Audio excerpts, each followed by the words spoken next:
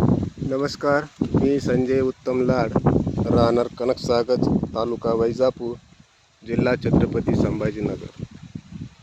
मी पोखरा या योजनेअंतर्गत शून्य मशागत या तत्त्वावर शेती करण्याचा निर्णय घेतला.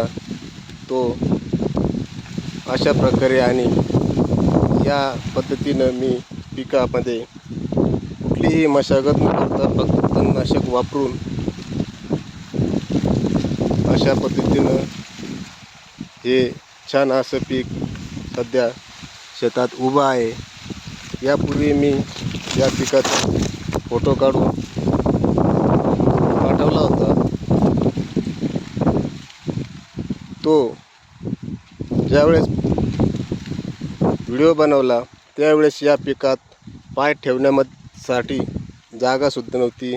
इतके दाट तण या पिकात होते आणि आज रोजी या पिकामध्ये अशी परिस्थिती झाली की पिकात असं छान असं मोकळं वातावरण दिसत आहे आणि हे तण राहिलेलं तण अजून 7-8 दिवसात पूर्णपणे नाहीसं होऊन जाईल. अशा पद्धतीनं मला छान तणनाशकाचा रिझल्ट आलेला आहे आणि हे सर्व झालं आहे ते श्री गुलाबरावजी खंडागळे सर, तंत्र समन्वयक यांच्या माध्यमाने. त्यांनी मला फोनवर वारंवार माहिती देऊन कशा पद्धतीनं तणनाशकाने शेती करावी याचं